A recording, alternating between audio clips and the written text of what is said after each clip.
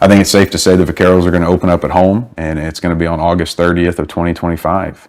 And so that's what we're working towards right now.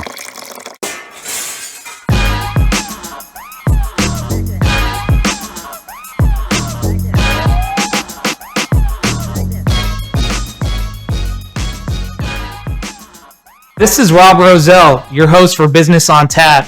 Make sure you tap in to our first episode where we had University of Texas Rio Grande Valley Athletic Director Chasse Conque and George Rice, co-founder for 5x5 Brewery, to really discuss the partnership that produced Los Vaqueros beer. So make sure you tap in. Topics coming up. We're going to talk about marketing, business, entrepreneurship, finance, leadership, whatever it takes to run your business. We got some great guests, great stories. The idea really was, how can we tap into these local small business owners' minds, really learn about their challenges, their successes, over a few glasses of beer. I think it is vital and a key testament and huge economic impact for local small businesses to be successful. If you truly believe in the business community here in the Rio Grande Valley, we're looking for advertisers, supporters, to really build up the network of entrepreneurs, local businesses, and businesses throughout the Rio Grande Valley. So if that's something that you're interested in doing, tap into Business on Tap and tap into being a sponsor with us. With us today, we have University of Texas Rio Grande Valley, UTRGV Athletic Director Chasse Conque. Thank you, Chasse, for joining us today. Glad to be here, Rob. Also with us, we have George Rice, co-founder of 5x5 Brewery. Thank you, George. I always love hanging out with you, Rob, so this should be fun. Yeah, no, I definitely think, we're going to get in some good insight today, learn a little bit about athletics, learn a little bit about the brewery business, maybe a little bit about both, and have some beers while we're at it. So I think certainly going to be very exciting. But I think, we'll begin, Chasse, with, maybe kind of share with us in terms of your upbringing, and then in terms of your journey of getting here to the Rio Grande Valley, the RGV, as we like to call it, as fast as you could. That's right. Yeah, as fast as I could. So a coach's son. I grew up moving around quite a bit throughout my childhood, originally from South Louisiana. But career-wise, moved here from the Rio Grande Valley from Little Rock. I served as athletic director there, about 4.5, 5 years, and just started year 5 here at UTRGV. Congratulations on year 5. I recall when I first met you. It's crazy how time flies. It does. August 1 of 2019 was the day I got offered the job. So here we are 4 years later, and having a lot of fun. Let's transition over to George. Let's talk about your journey in terms of co-founding a brewery. Were you a beer enthusiast growing up? Actually wasn't a beer guy starting off. I was, my wife talks so much trash about this to everyone she meets. I was actually like a mixed drink guy, like the fruity drinks and like Zimas and stuff like that. Got into beer in the military, of course, being in upstate New York and being able to explore different beer varieties, especially with Canada right there. And they love their dark beers. And then having guys that were in Germany and across Europe and, got exposed to it. So when I did come back to Texas and picked up a Bud Light or Miller Lite and drank it, spit it right out, like that tasted like water. And got into beer pretty quickly. Born and raised down here in Mission. Childhood all the way up. Played a little bit of college football and then dropped out for like an idiot for the military and came back, and with a bunch of veteran friends came up a really, really bad idea about opening up a brewery down here in the Rio Grande Valley. First, definitely want to thank you for serving our country. My dad's a veteran, and so I think it says a lot about you to serve this great country of ours.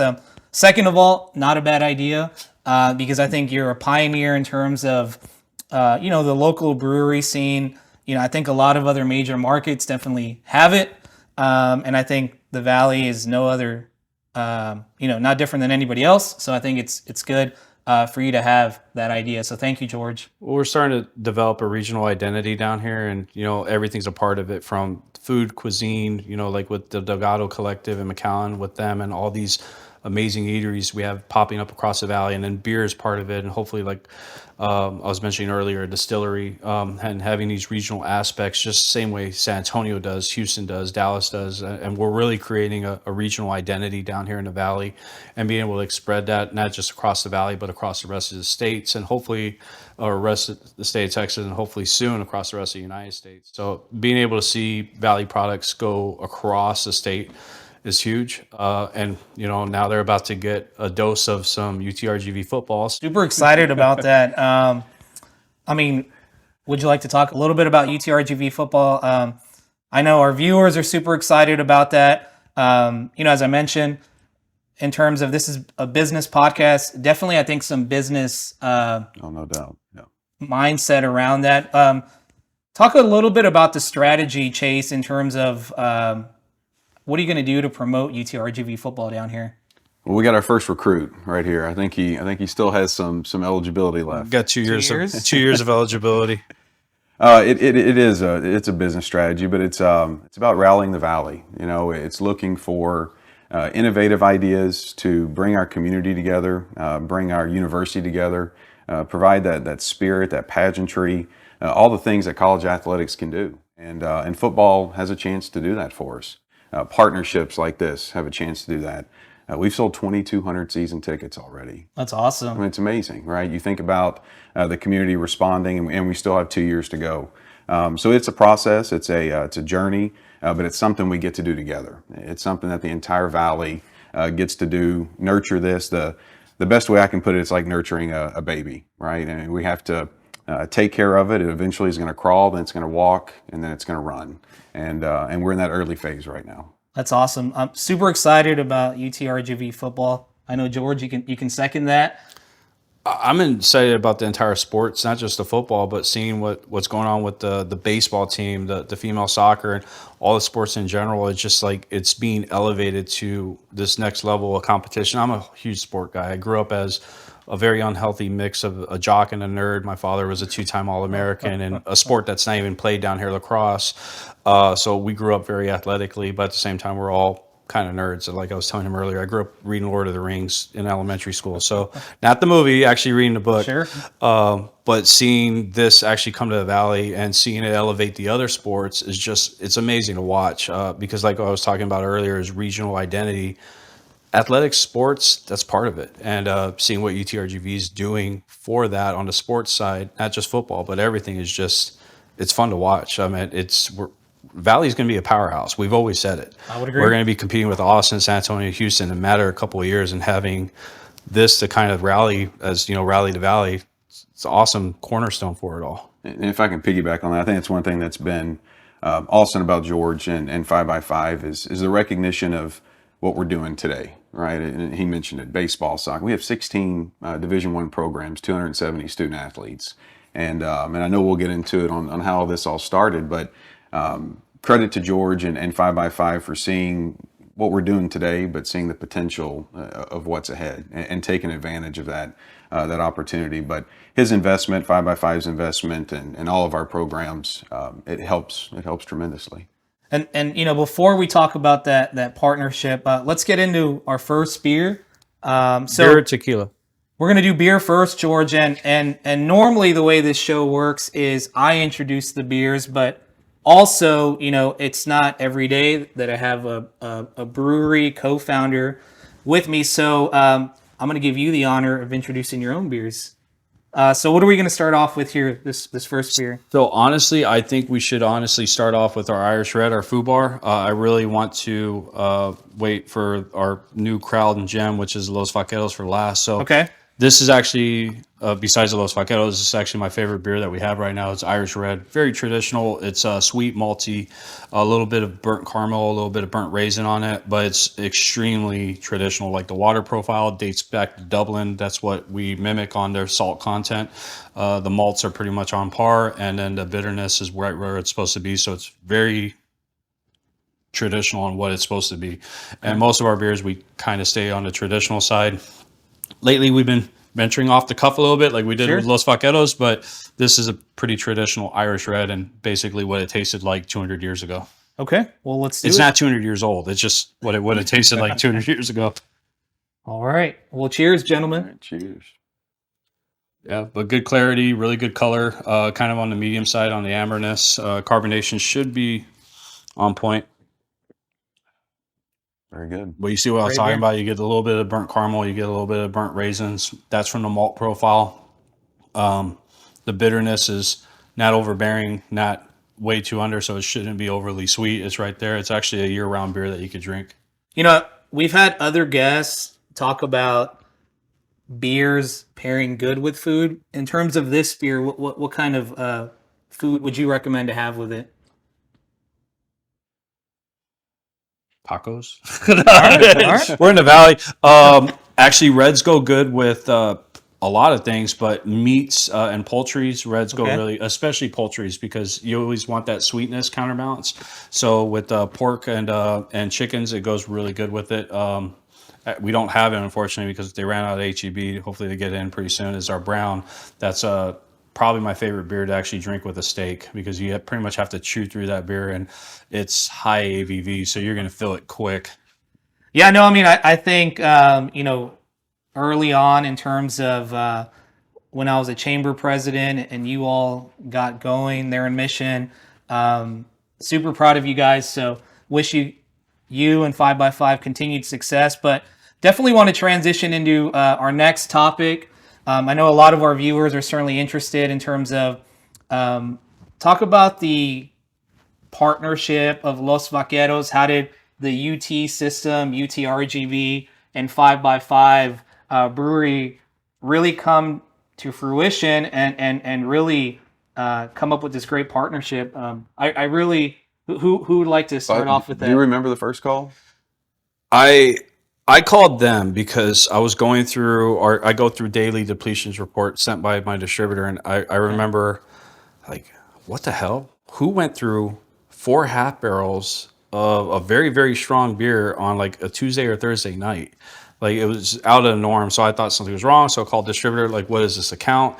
It didn't say where it was. It was just an account number, and found out it was UTRGV baseball stadium for the UT game. And I was just like, oh man. So I called down, and I believe I talked to, was it you or Yeah, we connected, and I Yeah. actually had Seth on speaker, and I don't even think you realize that. I just wanted him to hear the full story, and we were fired up, and I think Senator Hinojosa has something to do with this, and even Veronica Gonzalez, who's our VP for Governmental Relations. Just the the power behind 5x5, right? And so getting that phone call, we were fired up about it, and you could tell in George's voice that really you called to say thank you, which is pretty kind. It was because we've been having an issue, and we've been fighting that issue down here pretty long. It's just like, hey, support local. Supporting Sure. local has a compounding effect. So I wanted to call the UT system directly, like, hey, this had a badass effect. I'm keeping my guys employed. We're getting the brand out there. We have all these Austin folk coming in for the game, and they're seeing Valley Beer. I wanted to say thank you. So I called them, hey, if you guys need anything, let us know. And then I'm not sure if it was their idea or our idea. I think it might have been ours, but I think it was on a smaller scale. Like, hey, let's do it like a workshop where, you guys are coming in and brewing a beer with us and blah, blah, blah. And it kind of developed into this huge monster, which is Los Vaqueros now. It's been a very, very fun, very trying, but very fun and very rewarding experience from start to finish. Let's talk about first the name. Did that just easily come into fruition, or were you all thinking of other names? We got a couple of had a tweaks couple, to it, a couple of but- versions, but I think the name was one thing that we were really solid on at the start. I think there's a couple versions of it, but every aspect of the beer, from the beer, the quality, the clarity, the taste, the can, the label, the name, everything was calculated. Okay. We wanted a beer that represented the valley and represented, their ethos of rally the valley. So we're like, let's build something specifically for South Texas. And so that went to everything from the label to the design of it to, we had UTRGV, their media department helping us with the label design with our media department. So there's a lot of collaboration on it from the taste of the beer to the quality to the name to the label design. Everything from start to finish was calculated. And I would say too, it was kind of a divide and conquer, right? I mean, we trusted them. We had some early discussions on everything that George just said, but we are the first UT system school to have our own beer, and that's a point of pride. But that also comes with a lot of work, right? I'm sure. And some persistency. I think that's a kind word to say for about 12 months. Is we had to be persistent. And but we had a lot of good people that were excited about it, and not just people here in the Valley. When they got to meet George and hear the 5x5 mission and the vision for what we were doing here, but also the vision for the brewery, we had to have so many people involved, right, at the system level, in Austin and others throughout the state. But 10, 12 months in the making, and we were able to launch it, and it was one heck of a launch. So it was all worth it. That's awesome. One very heck of a launch. We ran out of beer. We got a 45-day supply is what we stocked up. And that 45-day supply turned into a 10-day supply, like very quickly. And so we're like, and we've been scrambling ever since. We're still trying to keep up. We're trying to get ahead of the volume. The problem is we flood our distributor with the beer, they get it out, and then distributor's like, hey, we need more. Like, I mean, it doesn't work that way. Yeah, no, I mean, I think you talk about being able to keep up with demand. I think that first day you were out and about promoting, I messaged you. First opportunity I had, ran to my local HEB, and I think there was like 3 or 4 6-packs left. And for, the next couple of weeks, it's just, luck of the draw. If you have it, you get it. But, I think, Chase, back to your point, being the first in terms of, UT University to do a partnership with a local brewery, what was the response like in terms of saying, hey, this local brewery in the Valley wants to have a partnership with us? What did they think the idea was too crazy? Did you have good reception? Can you talk a little bit about that? Yeah, I think early on reception was good. There wasn't resistance. It was just anytime you do something for the first time, you have a lot to walk through. And again, there's processes and things also at the state level that George and his team have to go through every time they launch a beer, right? So we have tremendous respect that there was truly a divide and conquer. We took care of the pieces that we can control, and of course we had trust in our partnership that George and his team were doing their part. But no, it wasn't resistance. It was just it was let's get around the table and figure this out, and that we were very grateful for.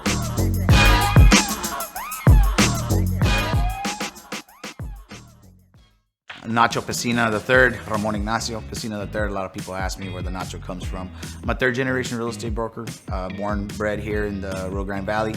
Went to school here at University of Texas Pan American. I had my license for 19 years. Recently, about 7 years ago, I went into residential construction, major remodels and flips and rehabs, primarily in the city of McAllen. Yeah, that's where I'm from, and that's what we do. We do everything from residential, commercial, property management, and even new construction and remodels. So, I mean, if you're coming from the East Coast, West Coast, out of state, if you're needing help on anything, if you want to look for residual income, you're looking at multifamilies, looking at buying one or maybe even tract of multifamily facilities, complexes per se. I mean, I'm your guy. I mean, if the numbers work, I think the deal will work. And that's what it is. It's about creating a good formula for the investor and making sure that, both sides are happy. You can call me at 956-844-3870. If you want to shoot me over an email, it's pretty easy. It's rpecina, P-E-C-I-N-A, 2011 @gmail.com. We do have a website. It's www.zapphire, Zapphire with a Z, zapphiregroup.com.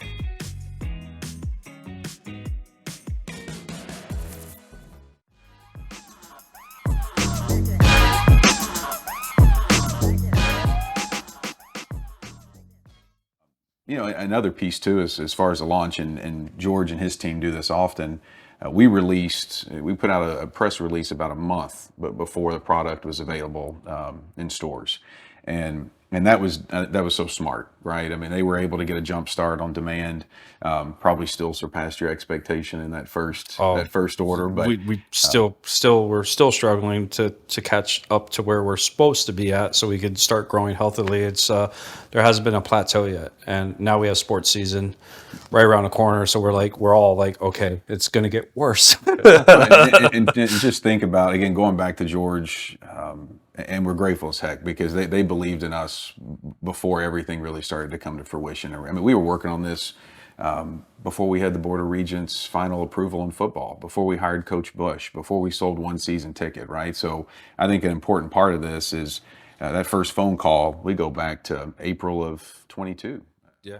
Before any of the other stuff really came to fruition. And but as you talk about sports season, I mean, just fast forward to fall of 25. Okay. I mean, you think about the demand on Los Vaqueros and just the enthusiasm that's going to be there for football. We're just getting started. I think it's going to feed off into the other sports too, like the last baseball game of the season, of the regular season play that you had over here, that tailgate party, and then almost a maxed out stadium, the fireworks. It was amazing. Really, really good game. Unfortunately, we didn't get the win, but it was an amazing experience, and the boys They also played had their the heart number out. 6 draft pick in the They in the did. draft They this were year. pretty So good. They're pretty good. They're a pretty good team. But it was fun just seeing the entire community come out, to support, all these, a lot of really good Valley players on the baseball team. And then, of course, with their success and then going to the conference after that, or the playoffs right after that, it was fun. And it was a pretty amazing tailgate. My feet were kind of sore at the end of the day. It was, and I think that's just a taste of what's to come, right? Sure. And I think that's where football is helping our current sports. We had over almost 100,000 people come through our gates this year between basketball, volleyball, and baseball, and broken all-time record for baseball. And that particular night, I think it was just under 5,000 at the ballpark. And so to see that kind of crowd that late in the year, and to see the enthusiasm with the the pregame and the tailgating and the launch of Los Vaqueros, it's a great indicator that the Valley's ready, and we're grateful for that, because we can't do this alone, and neither can George. And as great as this partnership is, we need everybody really supporting local. And finally, we have a brewery here that's got great product, and finally we have a on the rise Division I athletics program that's going to have Division I college football. So it's a good time to be here in the RGV. Without further ado, let's try the Los Vaqueros beer. You want to go straight into that? Yeah, let's try it. Okay. So it's again, when their team and our team linked up, we wanted to do something that would represent the Valley. So we're like, a lot of our beers down here are Mexican culture and influence, which is influence off the German culture on the beer. Dos Equis, Vienna lagers, everything. That's all German influence from German immigrants back in the day coming over, bringing over the beer method. So we're like, okay, well, let's stick with German, but we need to do something light. So let's go with the Kolsch. We were thinking about doing a lager. We decided to do an ale because we could produce it faster and more efficient. And we thought the flavor profile was a little bit sweeter to go into the Valley. And so we wanted something clear, light, everyone can drink. And we're like, okay, what do we tie into it that would really represent the Valley? And we're like, citrus. So we added citrus in there. We tried it with grapefruit at first, and we're like, nah. And so we messed around with lime, and then when we tried the blood orange, we're like, okay, that's it. That's what we're going to stick with. So, we had the citrus aspect to it. We had the cultural aspect to it with the German influence, with the Vienna malt, with the Kolsch, and then the lightness because of how damn hot it is down here. So we have to have a light beer. So all this, and it wasn't just our team. It was, we had multiple meetings with the UTRGV Athletics Department, and we all mapped it out together from start to finish. And that's how we got to this really sweet note to it. The good thing about this is that it's not just the labeling's great and the marketing's great on it. Sure. But we had people going back buying it again based off the flavor, and that's how we know it was a hit. It wasn't a one and done, which that's a huge thing in our industry. People do hardcore releases, but they're one and done, so that's it. No, it's continuous. Same people going back every other week. So instead of getting that Miller Lite or that pack of Dos Equis, now they're going and getting 1 or 2 6-packs of this every week. And that's where we're having a hard time keeping up now. I mean, definitely always in my beer fridge. So We appreciate cheers. that. We appreciate that.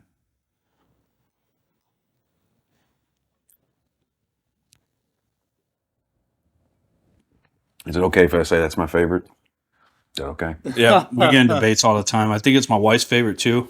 I like the red because I'm into redheads. My wife's a redhead, but it can't go wrong with the Kolsch. No, that's good. That's good. And I think before we started shooting, recording on this episode, Chase talked a little bit about what's happening right now in the news in terms of conference realignment. I mean, I would say, and you can correct me if I'm wrong, a lot of it has to do with TV rights and football. Can you kind of just talk about your thoughts about what's going on right now with conference realignment? Is it good for UTRGV? And what do you foresee with college sports here in the future as that happens? That is a loaded and changing question. I'm a big sports or guy. answer every few hours. Who would have thought we'd be sitting here today and the Pac-12 would have 4 teams standing? Who would have thought? Yesterday or last few days, the news with what's happening at that level. And again, we're Division One, right? There's 360 Division One programs in the country, and the Rio Grande Valley has one. But certainly there's the Power Five level, and there's a level that we're seeing a lot of that movement right now. But it has been it's been wild to see what's happened, starting with UT and Oklahoma's departure. That really set things off. To your point, these moves are really bumping up against major media deals that are expiring and up for renewal, right? So that's a driving force in this. The central and eastern time zones, you're starting to realize how important the time zones are for coverage, for exposure that leads to ultimately revenue from TV deals. But I never would have thought we'd be seeing what we're seeing right now at this magnitude. For us, I can tell you when I got here to UTRGV a little over 4 years ago, we were the only Western Athletic Conference school in the state of Texas. Tarleton had not made the move to Division I. Our closest conference game was New Mexico State. All right, so now you fast forward to where we are today. We have Tarleton, Stephen F. Austin, Abilene Christian, and UT Arlington. So we have a great Texas presence, but we still have a great West Coast presence as well. On the football side, and that's one piece that I look forward to really educating our fan base on is the creation of our new football conference, the United Athletic Conference. And so that's our, including us, 6 football playing schools in the Western Athletic Conference, combined with the 4 football playing schools from the Atlantic Sun. And so now our brand goes from Utah, here in Texas, Central Arkansas, North Alabama, Kentucky, and Tennessee. But as you see the movement to your question about how does it impact us, as you see the movement at those Power 5 levels, there's a trickle down that happens, and we see it time and time again. When we started our venture with football, Sam Houston State was in the Western Athletic Conference, and as soon as some of that realignment started to shake out, they had an invitation to go FBS and join Conference USA. And so there's definitely things that you monitor and that you keep a close eye on, especially as spread out as our conference is, which you're seeing more. I mean, look at the Big Ten. They're going to be from east to west coast, truly coast to coast. And so our conference, while not that spread out, certainly has a lot of West Coast teams. So you keep your eye on everything, but we're in a great position. If you go back, like I said, 4 years ago and look at the league and look at where we are today, we've got a great brand of Division I ball really across all sports. Our basketball league this year finished 11th in the country. There's 31, 32 Division I conferences, and WAC basketball was 11th, behind ACC, Big 12, ACC, Pac-12. I was not aware of that. Right. So the competitiveness, the teams that are coming through our venues, the field house, the baseball stadium, it's really good competition. The conference realignments, it's fascinating to watch. It's not sure it's always student athlete friendly first. That's one thing I think we've always got to make sure we're keeping in mind at UTRGV, that we want to be a part of leagues that have institutions with similar values, and getting on a bus or a plane and traveling some of those distances that some of these schools are signing up for. Not sure that's best for the student athlete, but those are their decisions. We'll control our own destiny, and really in a good spot right now with a great conference and also a great football league. And thank you for sharing that insight about the United Athletic Conference. I really wasn't too knowledgeable in terms of how that comprised of. So I'm aside from myself, I think our viewers are going to be excited to be part of that. Talk about a little bit about where are we going to play? Do we have an opponent yet? How is the recruiting process going? Yeah. Coaching staff. Well, I know, and we've talked about it on this podcast, that the community is eager to have Division I football here. And so just kind of share where we are at in terms of launching our football program right now. Yeah, and I'll give kind of the milestone moments. We wouldn't be sitting here talking about football if it wasn't for our students. And so that referendum that our Student Government Association led and back in fall of 2021, we really we owe it to our students, and I don't think we talk about it enough. So what we're doing now is really answering the call of that student body that voted that fall. And so you fast forward, we talked about the Regents' approval in the fall of 22, the hiring of Coach Bush, which has been a tremendous hire for us. He loves the Valley, he understands the Valley. His wife's from here in McAllen, his mom's from Mercedes. He's coached at U of H and TCU and Texas State, and was part of the startup at UTSA as their first offensive coordinator, but has 7-8 really valuable years at the high school level as well. And so he's the total package for us. He's assembled a very small but mighty staff at this point. Sure. He's got 4 assistant coaches, 3 on-field assistants, and an operations assistant. And so there was only 4 of them that could hit the recruiting trail this spring. Over that 5-week period, I think they visited 500 plus high schools throughout the state of Texas. They started off here in the Valley. I believe we have 48 high schools here in the RGV. They hit every one of them in the first 4 days, made their way north, and then came back and finished here in the 956 as the recruiting period ended back in the spring. But they're getting after it. We ask a lot of them, not just in the recruiting side, but they also have to help us anticipate orders. And right now we have a couple of branded footballs and some really sharp-looking helmets, but that's about it, right? So we've got a whole lot to order, a whole lot to get in place. We have facilities to build. Right now we're in the midst of $85 million in facility investments for all of our athletic programs. The first 40 or so million is focused on our current sports. Some of those facilities are going to be completed later this calendar year. And then as you fast forward, we'll break ground on the Vaqueros Performance Center for football come November of this year. And that'll take not quite 2 years. We should be able to move in July of 25 before kickoff. And then in the middle of all that, we'll have 2 signing classes, one coming up in the spring, February 24. And then this time next year, we're going to have 100, maybe 80, let's call it 80 student athletes on campus for that practice year. And so while it seems so far away, I mean, it's hard for me to believe that we hired Coach Bush 8 months ago. I mean, that's flown by like that, right? And so it just shows you how quick things are going to come. Stadium-wise, that's one thing that we're still working through. I think the next couple of months are going to be very valuable to us on finalizing our plans. We are committed to playing 1 game a year in Brownsville. We're going to play at Sam Stadium there in Cameron County. And then we'll play our other home games here in the Upper Valley. We are working on our schedule right now. One thing that's going to be a challenge for us is it's a good thing, but that first football season, we're going to play 8 United Athletic Conference games. So we already have 8 Division I games scheduled for us right off the bat. Okay. And so we'll add, it's a year at the Division I FCS level, you can play 12 games. And so we'll have 4 non-conference, 8 conference. And so we're working through that right now. I think it's safe to say the Vaqueros are going to open up at home, and it's going to be on August 30th of 2025. So that's what we're working towards right now. That's awesome. That's going to be one fun Saturday. Yeah, putting that down on my calendar already. Already have season tickets. George, you still have some eligibility left. You gonna be part of that recruiting class? I think honestly, I think your clock started. We may be in trouble. Yeah. Well, thank you for sharing about all the great milestones that UTRGV football and athletics is doing. So we are excited.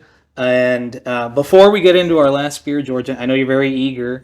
I think one of the things, if you could really talk about it, is are we gonna have any local kids maybe have an opportunity to play Division I football down here for UTRGV? Yeah, the answer is absolutely. And it goes back to what I mentioned earlier.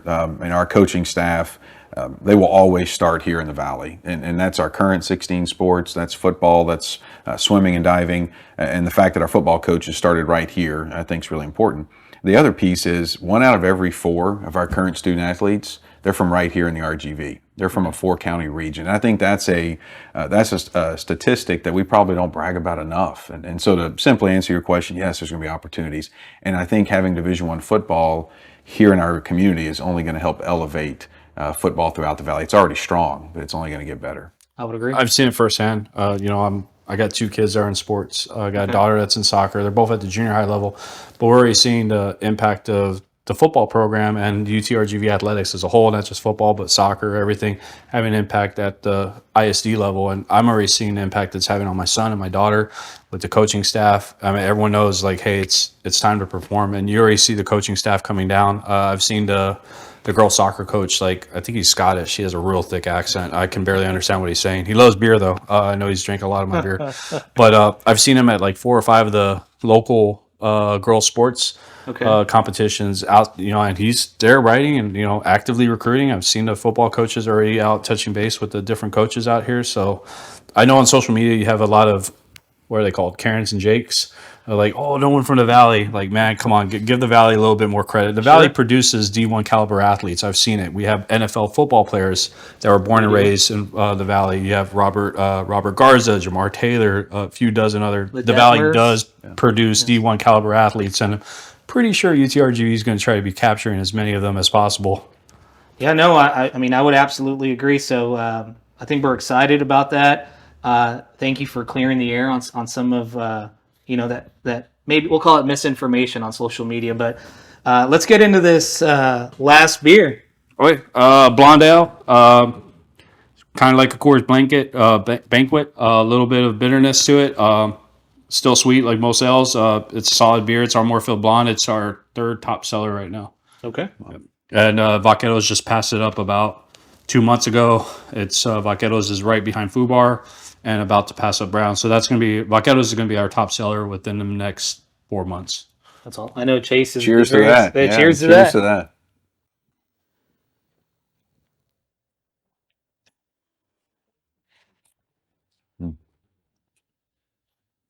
I don't think I've had that beer enough, to be honest. What, the Vaquero or the Blonde? The Blonde.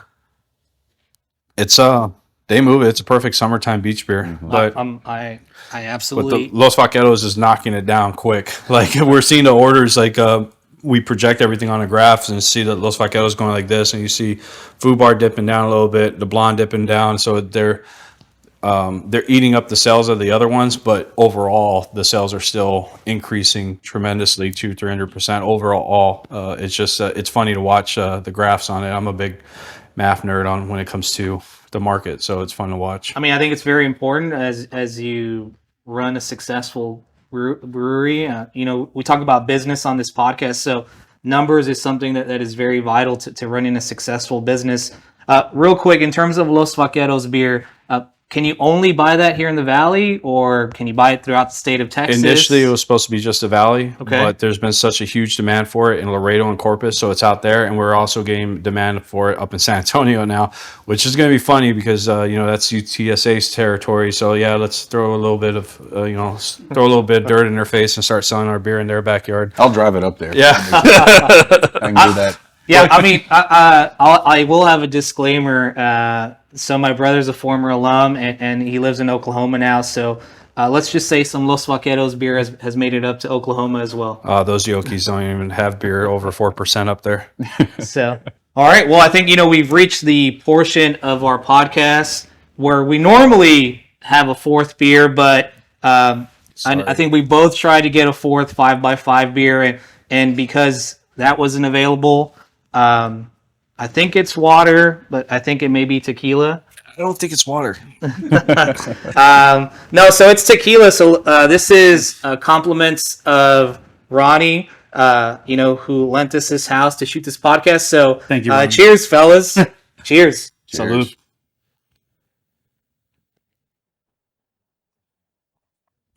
Ooh, that's actually really smooth. It is smooth. It is.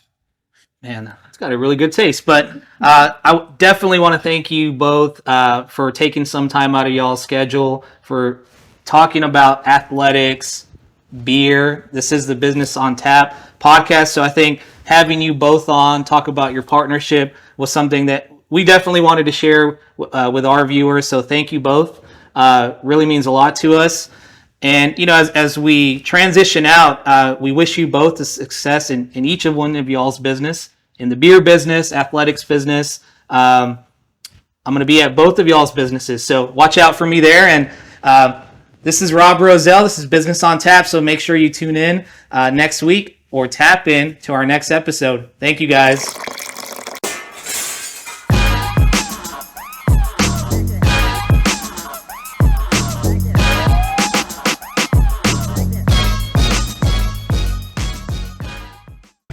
coming to On the Grill for years, and it's always a filling and unforgettable dining experience. From the iconic fajitas to the irresistible big-ass burgers, expand your palate with the Chipotle Shrimp Pasta. The award-winning fajitas are traditional, delicious, and perfect for a family or all by yourself. Join us, the believers in Mario, and On the Grill as we celebrate all of his hard work. Visit us at 1201 South Jackson Road, Suite 7 in Pharr, and our new location in Edinburgh. Discover more at On the Grill. When it comes to selling your listing, you need a team who will work hard to make a deal happen. Here at Hannah Solutions, we focus on providing beyond ordinary service to each and every client. Selling real estate is more than just planting a for sale sign on a property. That is why we design a strategic plan to bring out the best value and attract buyers to your property. From market research to digital advertising, we are the hardest working commercial real estate team in South Texas. For all things commercial, think Hannah Solutions. If you do want to start a business here in the Rio Grande Valley, it's important that you make sure that you cover all your bases. Do you want to be a corporation, or do you want to be a limited liability company? Do you want to make it into an S corp? It's important that you get consultation on that. Important that you have an attorney who's well versed in business litigation, because that's what business is. It involves contracts, it involves agreements, whether they're verbal, handshake, written agreements. You want to make sure that you cover all your bases. My name is Andre Maldonado. My office is located in Edinburgh, Texas. We handle business litigation, contract disputes. Please feel free to contact me at 956-607-9484. In addition, you can reach me by email. It is andre@maldonadolawpllc.com.